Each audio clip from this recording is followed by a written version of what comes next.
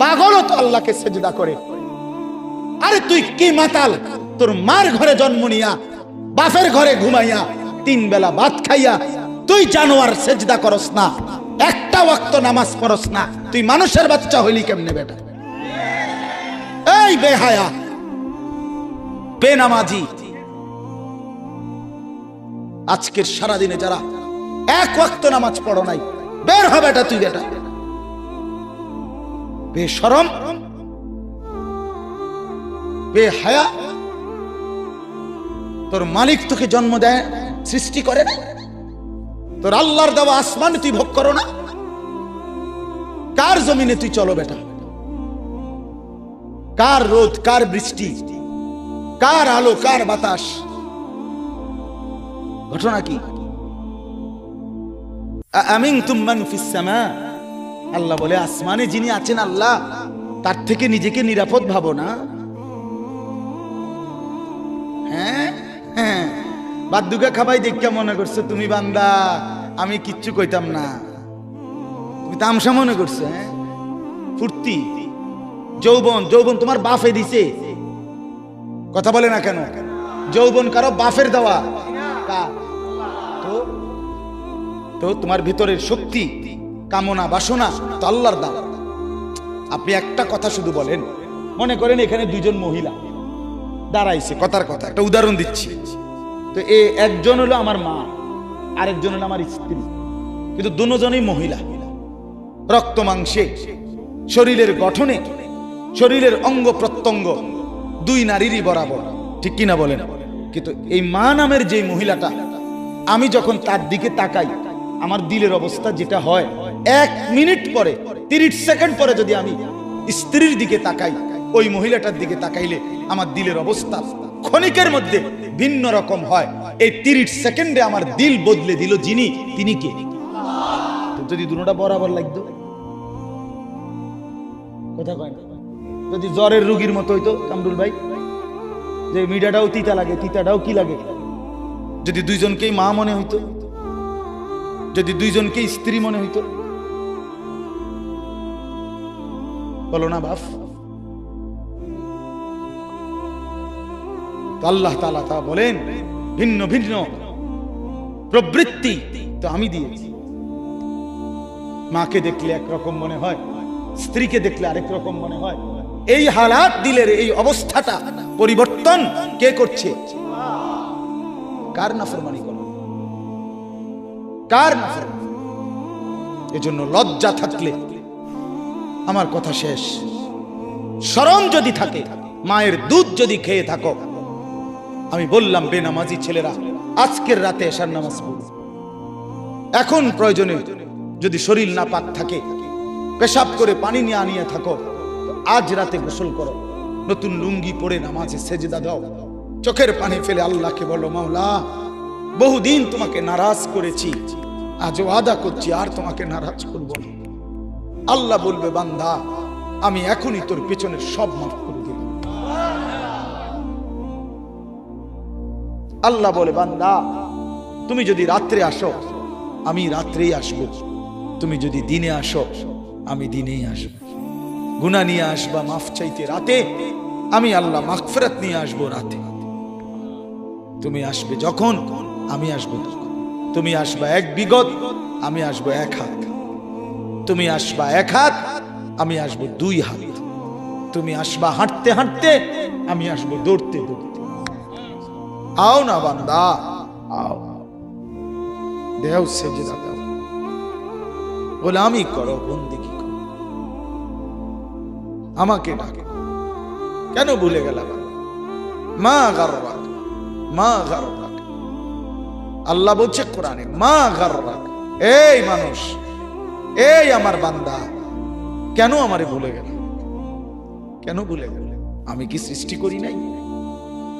আমি কি অঙ্গ প্রত্যঙ্গ দেই নাই? আমি কি এমন সুন্দর সুঠাম স্বাস্থ্য বানাই নাই?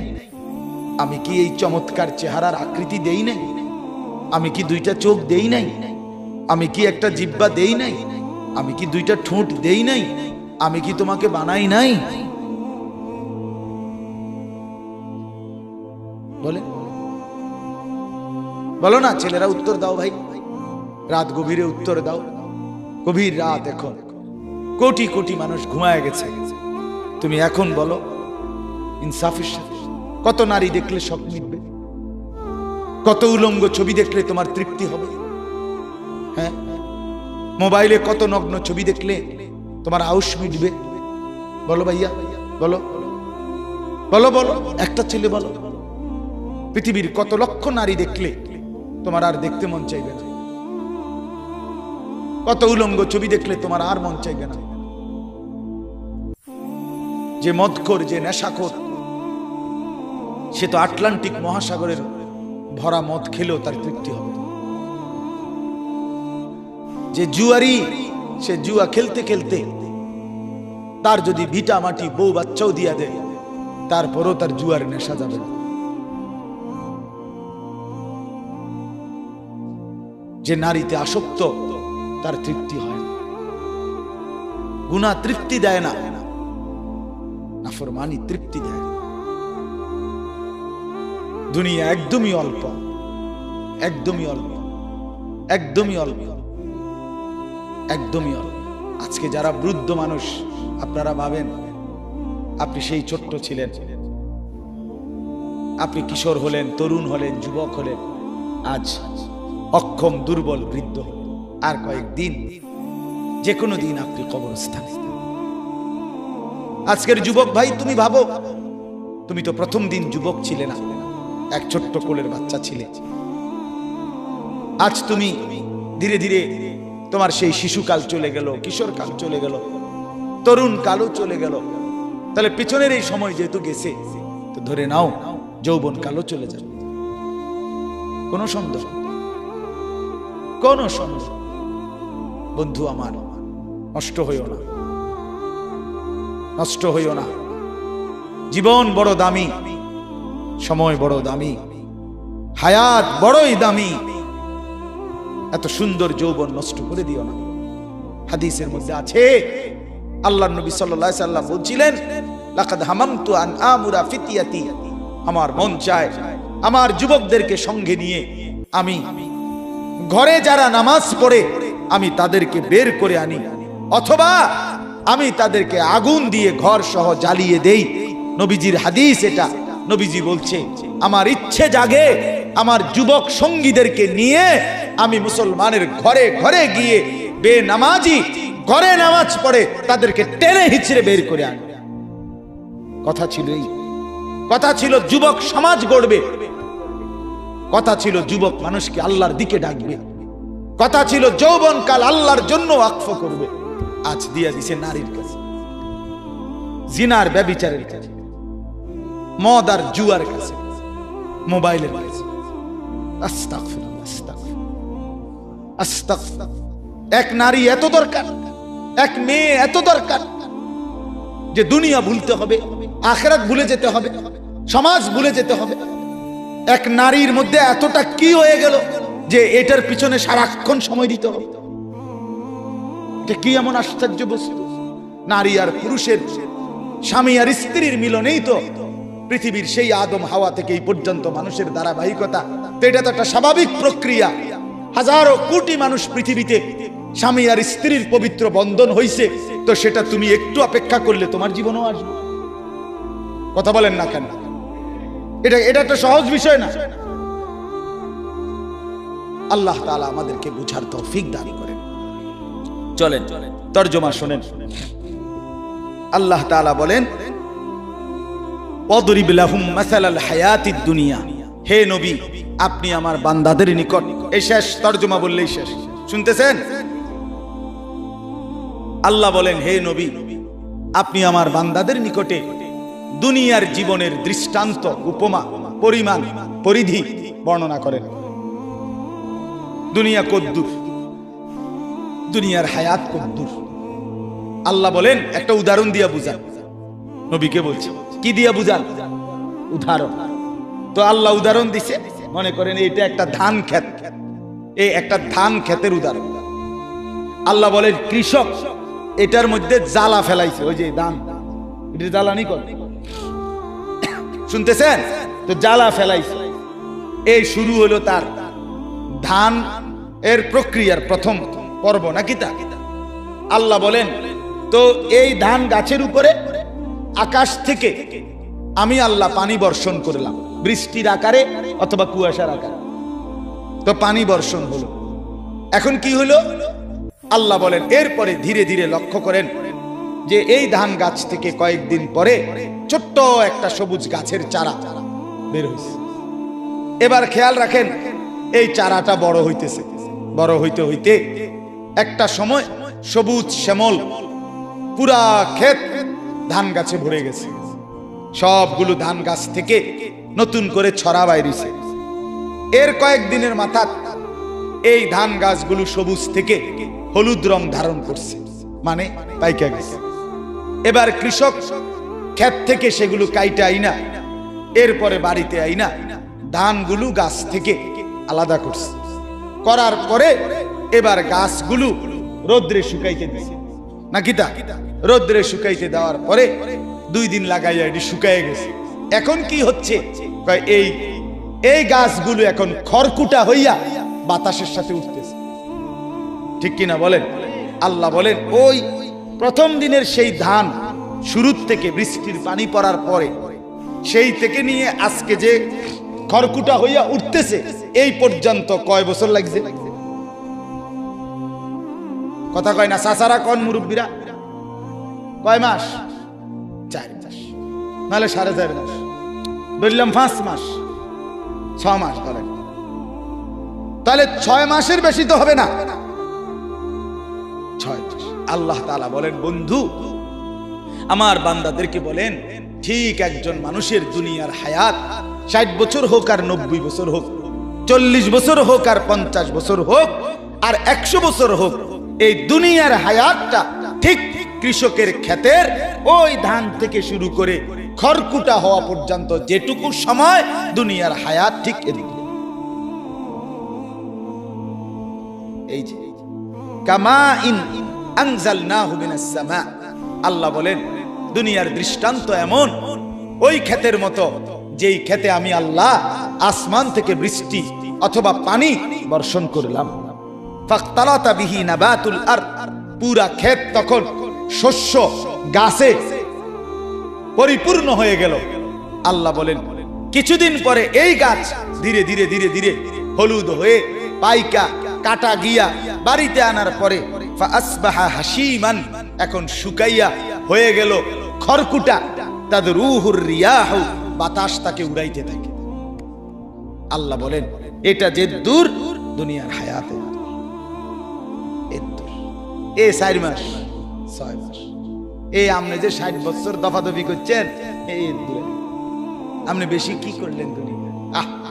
আপনি একটা হিসাব কর না, আপনার বয়স 60 বছর, 3 ফুট বিদেশ পাঠাইছেন, আপনিও নিজে মেহনত করছেন, তাইলে এই সব মিলাইয়া এখন আপনার দুনিয়া অর্জন হইছে কি তা চাই কদুর হুনি না? মানে কি হইছে মোট সংসারে?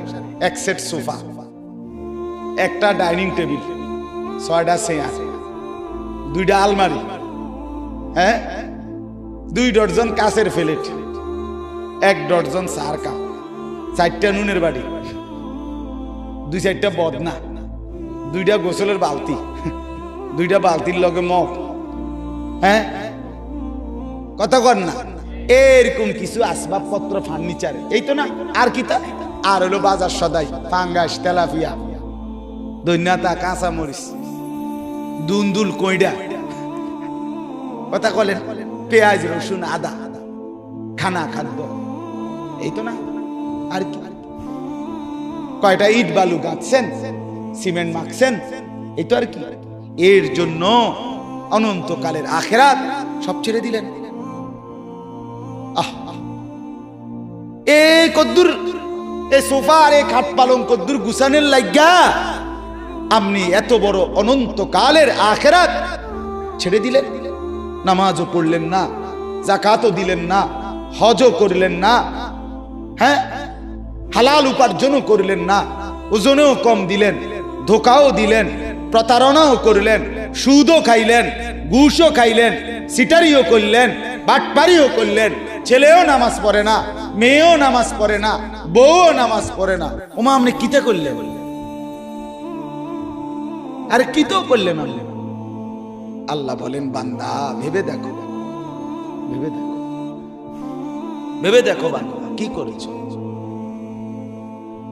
আহামরি কি অর্জন করছে। এমন যদি হইতো হুজুর আমি আটলান্টিক মহাসাগরটা মাড়ি দিয়ে ফুরাইছি এই 60 বছর, মাশাআল্লাহ, তো বিরাট কিছু, এত বড় সাগর মাড়ি দিয়ে ফুরান। অথবা হিমালয় পর্বতটা কাইটটা জায়গাটা সমান করছি, অহন যে কেউ ইচ্ছা করলে এনে ঘর দুয়ার করতে বুঝো নাই আশরাফ? এটা হলে তো একটা কথা ছিল না, মাশাআল্লাহ, এটা বিরাট কথা। বেটা হিমালয় পর্বত কাইটটা কি করছে? মানুষের বসবাসের উপযোগী করছে, অন মানুষের ঘর দুয়ার করবে এনে। আপনি কি বেশি কি করছে? আল্লাহ বলেন ওয়া কানাল্লাহু আলা কুল্লি শাইইন মুকতাদিরা। এই জায়গা মোটরসাইকেল দিয়ে জায়গা, এই কই যা? চিনি আমি, সদর বদর মুনাজাত, এখন মুনাজাত হবে, মুনাজাত দিয়ে আসেন, মুনাজাত দিয়ে যান। আল্লাহ তাআলা বলেন, আল্লাহ তাআলা সমস্ত বিষয়ের উপরে পূর্ণ ক্ষমতাবান। পূর্ণ কি বলেন না? আল্লাহ বলেন বান্দা তোমার দুনিয়া, তোমার আখিরাত, তোমার রাত, তোমার দিন, তোমার সকাল, তোমার দুপুর, তোমার বিকাল, তোমার গভীর অন্ধকার, তোমার একাকী, তোমার প্রকাশ্য, তোমার ঘর, তোমার বাজার, তোমার চাকরি, তোমার ব্যবসা, তোমার লেনদেন, পুরা অবস্থার উপরে আল্লাহ ক্ষমতাবান। একটা একটা করে তোমারে বুঝাই দিবে। হ্যাঁ, তুমি কি মনে করছো? হ্যাঁ, আল্লাহ টের পাইছে না? আপনি যে ওজনে কম দিচ্ছেন, মাইনসে না টের পাইছে না? আল্লাহ টের পাইছে না? তো যুবক ভাইয়া, তুমি যে রাতের 2টা বাজে অশ্লীল ছবি দেখছো, বাপ মা না টের পায় নাই? আল্লাহ টের পায় নাই? তো কেমনে ছেড়ে দিবে তোমারে? কেমনে ছেড়ে দিবে? আলাম ইয়ালাম বিআন্নাল্লাহ ইয়ারা। আল্লাহ বলেন বান্দা তুমি কি জানো না আমি কিন্তু সারাক্ষণ তোমাকে দেখি। কতক্ষণ? আলা ইয়ালামু মান খালাক। আল্লাহ বলে বান্দা কেমনে ভাবলা যিনি সৃষ্টি করলেন তিনি জানবে না? বানাইলেন যিনি তিনি জানবে না কেন? কেমনে মনে মনে ভাবলা আল্লাহ জানবে না, মানুষ জানবে না এটা তো বলতে পারো, কিন্তু আল্লাহ জানবে না এটা কেমনে ভাবলা? ওয়াকানাল্লাহু আলা কুল্লি শাইইন মুকতাদিরা। আল্লাহ বলেন আমি আল্লাহ সব বিষয়ে পূর্ণ ক্ষমতাবান। আমি আল্লাহ রাতেও দেখি, দিনেও দেখি, সকালেও দেখি, দুপুরেও দেখি, অন্ধকারেও দেখি, আলোতেও দেখি। 7 আসমানের উপরে যেই ফেরেশতা হাঁটে, 7 তবক জমিনের নিচে যেই পিঁপড়া হাঁটে, আমি আল্লাহর নজরে দুইটাই বরাবর। কোন নামাজি ব্যক্তি যখন নামাজে দাঁড়ায়, তখন নামাজে তার যে নজর, চোখের দৃষ্টি যখন যে অবস্থায় রাখার কথা, যদি সে ঠিক ওই অবস্থায় ওইখানে রাখে, তো আল্লাহ তাআলার নজর কুদরতিভাবে পুরা নামাজে ওই বান্দার দিকে থাকে। দাঁড়ানো অবস্থায় সেজদার দিকে, রুকু অবস্থায় 2 পায়ের গোড়ালির দিকে, মানে মাঝখানে পায়ের দিকে, বসা অবস্থায় কোলের দিকে, সেজদা অবস্থায় নাকের দিকে, আর 2 সালাম ফিরানোর সময় কাঁধের দিকে। তো কোনো ব্যক্তি যখন বিশেষ করে এই প্রথম 4টা, দাঁড়ানো অবস্থায় সেজদার দিকে, রুকু অবস্থায় পায়ের দিকে, বৃদ্ধাঙ্গুল যেখানে এর মাঝামাঝি 2 পায়ের, বসা অবস্থায় কোলের দিকে, সেজদা অবস্থায় নাকের দিকে, ঠিক এভাবে রাখে, তো পুরাটা নামাজ আল্লাহ তাআলা কুদরতি নজর তাদেরকে দিয়ে রাখে। এখানে হাদিসে আছে, যদি 1 মুহূর্তের জন্য কোনো বান্দা 1 মিনিটের জন্য 10 সেকেন্ডের জন্য যদি সে তার নজর জায়গা থেকে সরায় না, মনে করেন দাঁড়ানো অবস্থায় নজর থাকার কথা কোন দিকে, কথা বলেন, তো এখান থেকে সে সরায় ফেলছে নজর, বেখেয়াল হয়ে গেছে। আল্লাহ নবী সাল্লাল্লাহু আলাইহি ওয়াসাল্লাম বলেন, সাথে সাথে শয়তান ছোঁ মেরে ওই ব্যক্তির নামাজকে নিজের দিকে টেনে নিয়েছে। শয়তান তখন নিয়ন্ত্রণে নিয়ে আনে, আল্লাহর থেকে ছুটে যায়। ইন্নামা হুয়া ইখতিলাসুন ইয়াখতালিসুহু শাইতানু মিন সালাতিল আবদ। এটা শয়তানের চুরি, শয়তান ডাকাতি করে ছিনিয়ে নিয়েছে। তাহলে বোঝা গেল নজর, মনোযোগ খুব গুরুত্বপূর্ণ। নামাজের মধ্যে মনোযোগ এদিক সেদিক হয়ে গেলে পুরা নামাজের বরকত নষ্ট হয়ে যায়। ঠিক এরকম আল্লাহর কথা শুনতে গেলেও শতভাগ মনোযোগ দিতে হয়, তাহলে জিন্দেগি বদলে। এই যে হাতে ধরে যারা মোবাইল ধরে রাখছে, আপনার পুরা নজর আপনার এই মোবাইলের দিকে। এইভাবে আরো 500 বছর মোবাইল ধরে রাখলে মোবাইলের লাভ হবে, আমনের কোনো লাভ হবে না। আমনে যেই অপদার্থ, ওই অপদার্থই থেকে যায়। হ্যাঁ বলে একটু শক্ত করে এলেন, হ্যাঁ শক্তই বললেন, শক্তই বললেন। এই জন্য শক্ত বললাম, কারণ এই মোবাইলের রুগী যারা, তারা বর্তমান জিন্দিগিটাই মোবাইল রে দিয়ে দিছে, জীবন সঁপে দিছে তাকে। ইহুদি আর খ্রিস্টানের কাছে জিন্দিগি তুলে দিছে, জীবন, হাসি কান্না, আনন্দ বেদনা, আবেগ অনুভূতি, নড়া চড়া, চলা ফেরা, উঠা বসা, সব কিছু টার্গেট একটাই, মোবাইলে যেন ছবি আসে। সব কিছু হাসেও না মোবাইল ছাড়া, কান্দেও না মোবাইল ছাড়া। আমার ঢালকানগর হযরত, বাংলাদেশের অন্যতম শ্রেষ্ঠ বুজুর্গ আরিফ বিল্লাহ হযরত মাওলানা শাহ আব্দুল মতিন বিন হুসাইন হযরত দামাত বারাকাতুহুম বলেন যে আমি নিজ চোখে দেখছি। হযরত বলতেছেন, কাবা ঘরে আল্লাহর ঘরের সামনে দাঁড়িয়ে তাওয়াফ করার পর দোয়া করতেছে, মুনাজাত করে কাঁদতেছে, এই কাঁদতেছে মুনাজাত করতেছে, মাঝখানে মোবাইলটা লাইভ চলতেছে। মোবাইলটা হাতের এমনি, মানে এটারে ভিতরে রাখিয়া কাঁদতেছে, আল্লাহর কাছে মুনাজাত করতেছে। বা যেখানে যে লাইভ চলতেছে, দেখো দেশবাসী পৃথিবীবাসী কান্দা কারে করে। বলেন এটা কি কান্না হইল?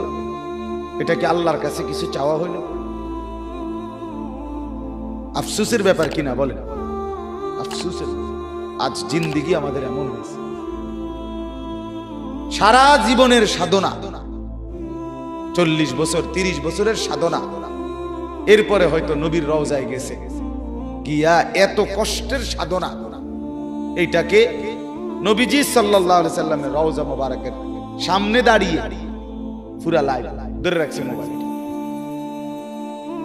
মানে ইহুদি আর খ্রিস্টানকে, কাফেরদেরকে জানাই দিছে যে 1 মিনিট আমি তোমাদেরকে না জানাইয়া চলবো না। আমাদের ইন্টারনেটের, আমাদের এই বড় মোবাইলের সমস্ত নড়াচড়া কাফের বেঈমানের কাছে যায়। প্রতিটা ছবি বলেন আর যাই বলেন, তাদের কাছেই আগে সংরক্ষিত হয়, এরপরে আমরা দেখি, অন্যরা দেখি। এক স্ত্রী যদি আপন স্বামীর সাথেও একান্ত কথাবার্তা বলে, তো সেটাও তাদের অফিস ভায়া হয়ে তারপরে কানে। এই জন্য বাপ খামখেয়ালি না, কথাটা তামাশা। আজ আমরা আমাদের জিন্দেগি তুলে দিছি মোবাইলের কাছে, জীবনটা, পুরাটা জীবন তুলে দিয়েছি আমরা তাদের হাতে, কাফেরদের হাতে। দুশ্মন এমন কৌশল পাচ্ছে, যে কৌশলে মুসলমানের নড়া চড়া, উঠা বসা, ঘর বাহির ভেতর, গভীর রাত দিনের আলো, একাকী প্রকাশ্য গোপন 24 ঘন্টার হালাত, মুসলমানের অধপতন বাড়ছে না উন্নতি হচ্ছে তারা ঠিকই দেখতেছে। কারণ আমরা তো সবকিছু মোবাইলের মধ্যে দিতেছি। আমাদের টার্গেট হলো পৃথিবীর কেউ না জানে, মোবাইল জানো। আখিরাত কি হবে, পরকাল কি হবে, হাসরের ময়দান কি হবে। এজন্য দয়া করে এটা বুঝা উচিত, এর লেগে শক্ত কথা বলতে।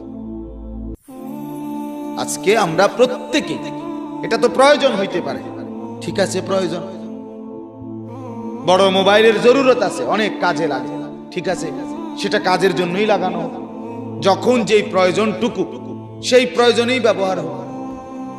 কিন্তু এটা 24 ঘন্টা টিপতে হবে, সারা পৃথিবীর যে যা এটার মধ্যে দিব আমি সব দেখতে হবে, গরু ছাগল কুকুর বিড়াল শুকর হাঁস মুরগি বেড়া বেড়ি জোয়ান বুড়া সাদা কালা দেশি বিদেশি সব চাইতে হইব আমি।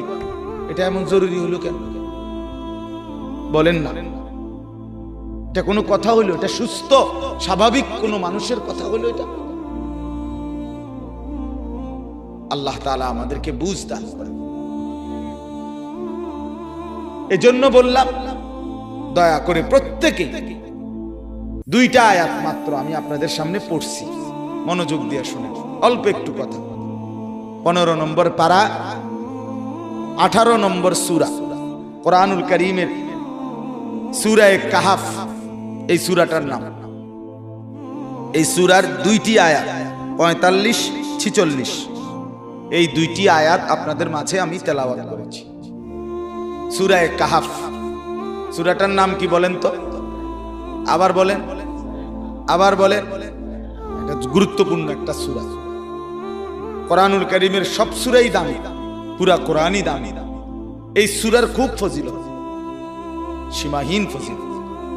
আমাদের প্রিয় নবী সাল্লাল্লাহু আলাইহি ওয়াসাল্লাম তিনি বলেন, যে ব্যক্তি এই সূরা কাহাফ এর প্রথম 10 আয়াত এবং শেষের 10 আয়াত নিয়মিত পড়বে, আল্লাহ তাআলা তাকে দাজ্জালের ফিতনা থেকে বাঁচিয়ে দেবেন। ওসিমা মিন ফিতনাতিদ দাজ্জাল।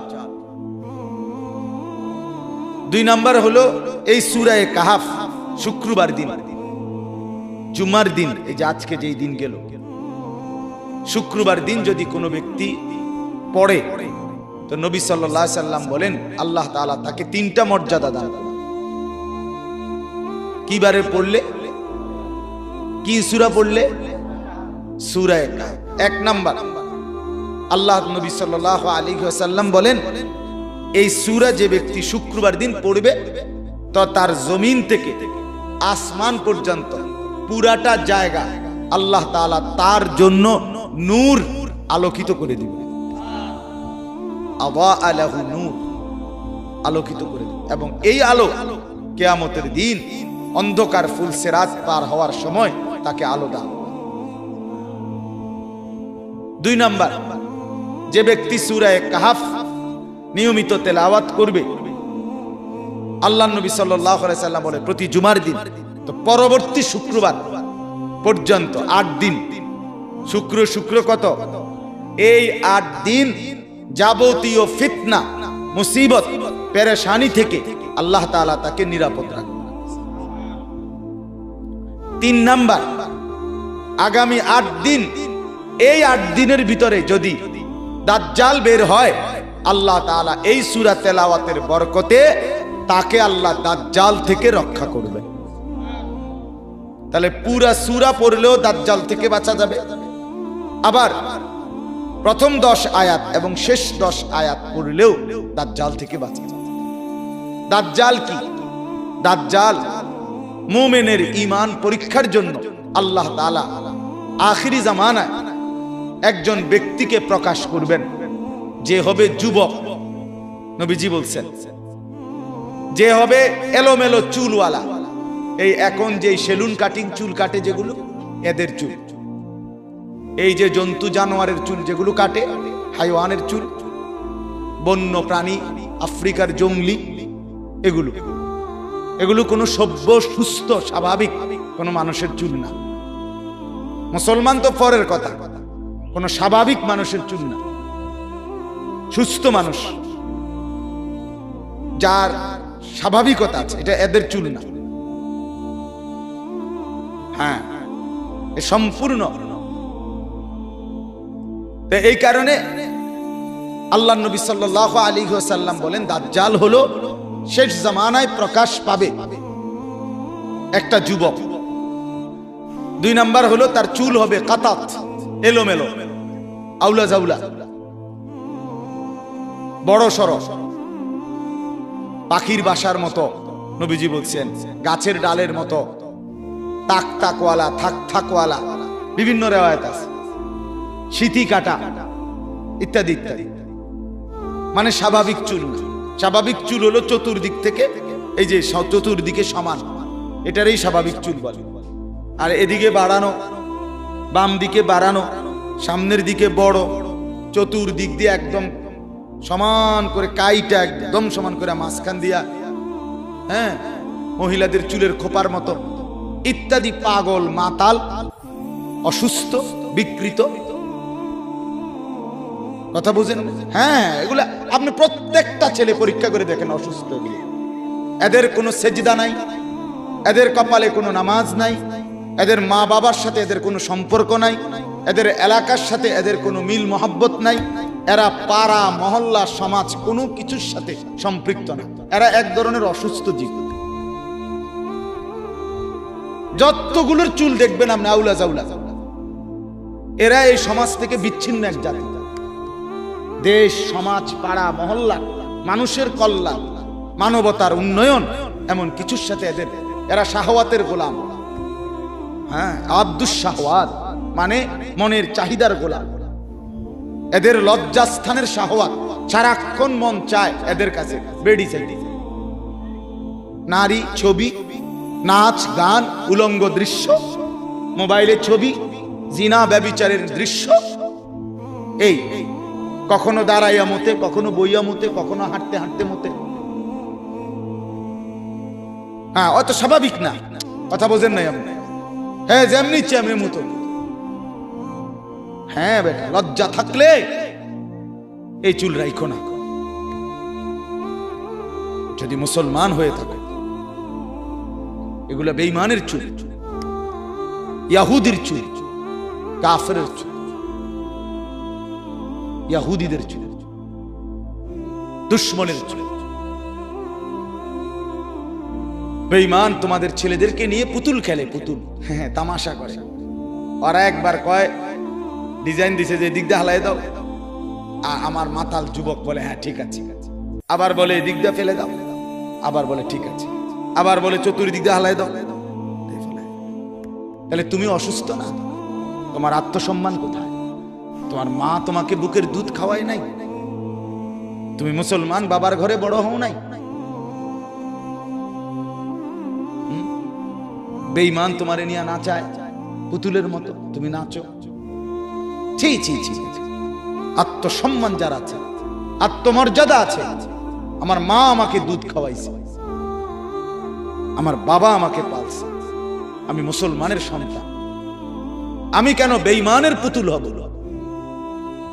হ্যাঁ, একবার জিজ্ঞাসা করে দেখছো ছেলেরা, এখানে যারা বসে আছো, একবার জিজ্ঞাসা করছো এগুলা কার চুল? তুমি কার ডিজাইন নিলা? কোন সুস্থ স্বাভাবিক পৃথিবীর কোন নামি দামি সম্মানিত কোন মানুষের চুল এগুলো? দুনিয়ার লাইনের, আরে হুজুর বাদ দেবে না, দুনিয়ার লাইনে কোন সম্মানিত নিয়ারা মাথা নামায় এলাইলেই সমাধান না। এখন মাথা নোয়া এলাইছো, কেউ দেখছে না, এটা দোস্ত সমাধান না। তোমার অনুভূতি জাগানোর জন্যই আমি এতগুলো শক্ত কথা বলছি। তোমার কলজাত লাগে জানে, তোমার বিবেক জাগে জানে, তোমার লজ্জা যেন হয় বেটা, এই জন্য বলল। তোমার আত্মসম্মান নিয়ে তুমি ভাবো, কে তোমার এই চুল কাটা দেখায়? তোমার এলাকার কোন সভ্য মানুষ, এই যে বাপ চাচা মুরব্বী যারা আছে, তারা জীবনে কোনোদিন এই চুল কাটছিল? তাইলে তুমি কোত্থেকে নিলা? কোন আলেমে দিন কোনদিন এই চুল কাটছিল? তো তুমি কোত্থেকে নিলা এটা? এদেশে যারা ডিসি, এসপি, এদেশে যারা ইউনিভার্সিটির প্রফেসর, এদেশে যারা উচ্চ শিক্ষিত ভদ্রলোক, তাদের কারো চুল এরকম? আরে কথা বলেন না কেন? তাহলে তুমি কোন জঙ্গলির চুল নিলা? তুমি দিনদারও তো কারো না, কারো ডিজাইন নিলা না, আর দুনিয়ার লাইনেরও যারা সম্মানী তাদের কারো চুলের কুমনি আপনি কন্যা, তাহলে হে এটা কি চুল কাটে বলেন?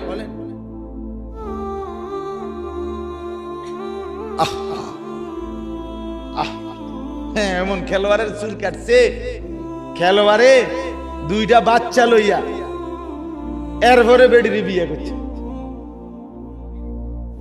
হ্যাঁ না, আগে বাচ্চা হয়েছে দুইজন, এরপরে কয় আমি হেবিডিরে বিয়ে করি। ঘোড়ায় চড়িয়া মর্দ হাঁটিয়া চলিল, কিছুক্ষণ পরে মর্দ রওনা করিল। এটা আমরা ছোটবেলায় পড়ছি, মানে অবাস্তব কথা, অযৌক্তিক কথার উদাহরণ আর যে ঘোড়ায় চড়িয়া মর্দ মানে পুরুষ হাঁটিয়া চলিল। সে বলতেছে কবিতা যে ঘোড়ায় চড়িয়া মর্দ হাঁটিয়া চলিল। ওমা কিও কয়, ঘোড়ায় চললে হাঁটিয়া চলে কেমনে? হাঁটিয়া চললে ঘোড়ায় চড়ে কেমনে? বুঝেন নাই কথা? এরপরে কইতেছে কিছুক্ষণ পরে মর্দ রওনা করিল। লোকটা কিছুক্ষণ পরে কি করছে? রওনা করছে। তো এতক্ষণ কি চড়ছে?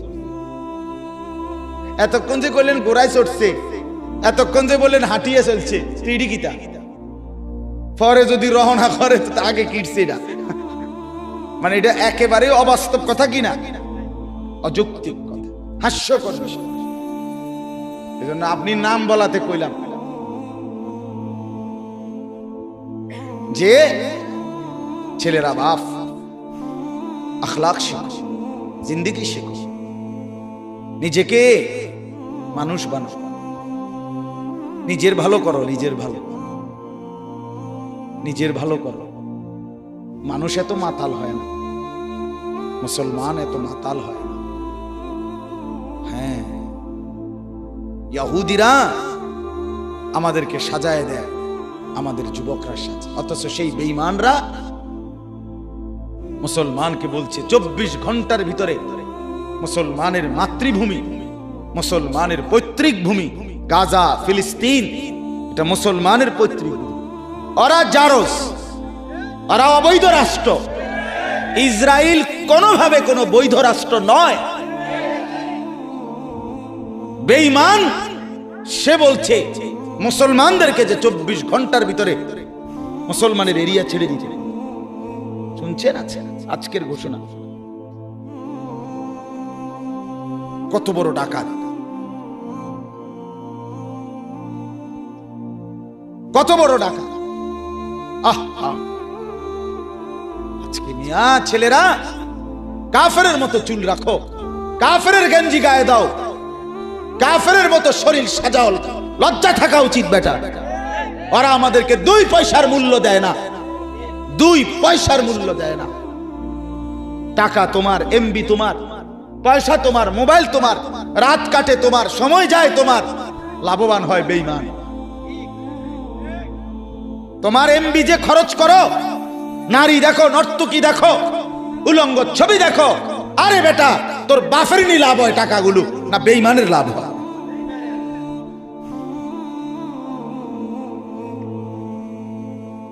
আশ্চর্য! হাসো না। গুনার কথা শুনবার পরে যে হাসে সে সম্পূর্ণ প্রতিবন্ধী।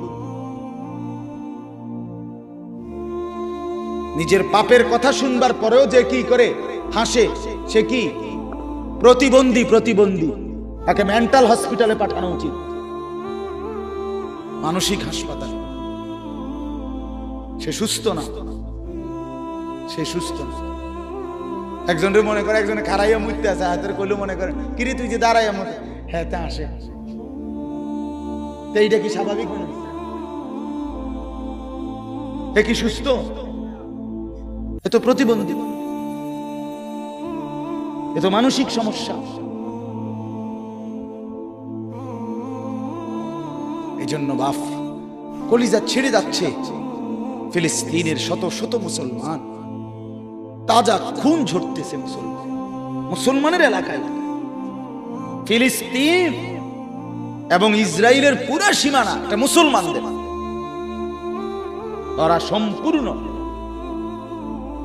অবৈধভাবে এই হাউজিং কোম্পানির মতো মাল্টিপারপাস কোম্পানি অথবা হাউজিং কোম্পানি যেরকম জায়গা কিনে, কথার কথা একখান দিয়া এরকম জায়গা কিনছিল, এই কিনা জায়গার উপরে ব্যারিকেড দিয়া, কাঁটা তারের বেড়া দিয়া, ওইটা আমগো দেশ। এরকম একটি দেশ আজকে ৭৫ বছর টানা, সেই 1948 সনে ইসরায়েল রাষ্ট্র ঘোষণা করছে। মুসলমানের কলজা কাইটা, মুসলমানের সীমানা কাইটা আজকে ৭৫ বছর। আপনি মোবাইল দিয়ে হিসাব করে দেখেন, ৭৫ বছর টানা এই বেঈমানরা মুসলমানের রক্ত ঝরাইতেছে। ৭৫ বছর টানা। আমি যদি নাও খাইতে পাই, আমাদের যদি ভিটামাটিও না থাকে, তারপরেও আমরা কেন মুসলমান হয়ে বেঈমানের মতো লেবাস, পোশাক, চুল, চেহারা বানাবো কেন? কোন লজ্জা? ওরা আমাদেরকে কি দিছে মিয়া? বলো বলো ছেলেরা, তোমাদের এই বিকৃত চুল রাখার পরে কোন ফুটবল খেলোয়াড়, ক্রিকেট খেলোয়াড় তোমার 2টা পয়সা কোনোদিন দিছিনি? কোনোদিন? তো তুমি কিত্তে গিয়া তারে অনুসরণ করলা? তোমারে 2 পয়সার বন খাবাইছিনি কোনোদিন? তো তুমি কি পাইলা? আমারে কও, কি পাইলা? সমাজ তোমারে ভালো মনে করে? এই বিশ্রী চুলওয়ালা ছেলে তোমরা বলো, একটা ছেলে বলো যে আমারে যেই দেখে সেই আদর করে, সেই আমারে কাছে টানে, সেই আমারে মহব্বত করে, খোঁজ খবর নেয়, এরকম একটা ছেলে দাঁড়ায় বল আমি নেমে যাবো বেড়া। তোকে ঘৃণা করে সমাজ। তোর চুল দেখে ভয়ে কিছু বলে না, যে না দেখতে মনে হয় বখাটে, কি দৌড়ালায় না হতে এলায় কম জানা মাতিস না, যা চলু খেতে হেতের মতো দিয়ে ফিট তার কোয়ালে চলুকতে তার মতো। ঠিক কিনা বলেন? এটা তো বদনসিব, এটা তো বদনসিব বাবা, যাকে বাবা আগলাইয়া রাখে না, যাকে মা আগলাইয়া রাখে না, যারে মুরব্বীরা কাছে টেনে নেয় না, ছেড়ে দিছে তারে তার হাতে, এটা তার জন্য মন্দ না? কথা বলেন না কেন? কেউ যদি সংশোধন না করে, কেউ যদি আগলাইয়া না রাখে, তো মানুষ সভ্য, ভদ্র, সুন্দর, উত্তম আখলাকওয়ালা কিভাবে হবে? কেমনে হবে? এটা কি ছাগলের চাও? এটা কি গাভীর বাচ্চা? তো মানুষের বাচ্চা। মানুষের বাচ্চা তরবিয়ত লাগে, আখলাক শিখাইতে হবে। নবীজি বলছেন সাল্লাল্লাহু আলাইহি ওয়াসাল্লাম, মুরু আওলাদাকুম বিসসালাহ আহুম আবনাউ সাবঈন। তোমাদের সন্তানের বয়স যখন 7 বছর, তখন তোমরা তোমাদের সন্তানদেরকে নামাজের আদেশ করো। তাহলে বাপ মাকে বলছে তোমরা নামাজের কথা বলো, তাহলে মা বাপের দায়িত্ব সন্তানকে নামাজ শিখানো। তাহলে কেউ না কেউ তাকে শিখাইতে হয় কিনা বলেন? এই বাচ্চাগুলো যে এখন জানাজার নামাজের এই সুন্দর প্রদর্শনী দেখাইলো, এরা মাটির তলের থেকে এটা শিখছে কেন? এটা কেউ শিখায় নাই তাকে। ওস্তাদের অনেক আপনার সময় লাগছে 20 মিনিট, কিন্তু ওস্তাদ শিখাইতে লাগছে 20 মিনিট না? কি মনে হয়? বহু দিনের মেহনত, বারবার দোহরাইছে, বারবার ভুল করছে, বারবার ঠিক করে আজকের এই দিনটার জন্য বাচ্চাকে প্রস্তুত করছে। তাইলে জিন্দেগি গড়তে হয় ছেলেরা, জীবন সাজাইতে হয়, কাউকে দেখতে হয়, কারো কাছ থেকে শিখতে হয় জীবন। তোমরা ছেড়ে দিছো নিজের হাতে নিজেরে, মনে করছো তোমার ফুর্তি, এ বেটকাও, হাসো, রাস্তা রাস্তায় টুঁটো করো, মেয়ের পিছনে ঘুরে, এক মেয়ে হাঁটে, পিছন দিয়ে 4 জনে হাঁটে, এ একটা টিটকারি কথা কয়, বাকিরা খিলখিল করে হাসে। বাহ বাহ, মনে হয় যেন অর্থাৎ এই মাত্র পাবনার থেকে বাস এখানে নামাই দিছে। বুঝেন না কথা? পাবনার তারে রাখছে না, না রেখে এনে নামাই দিছে। আস্তাগফিরুল্লাহ, আস্তাগফিরুল্লাহ।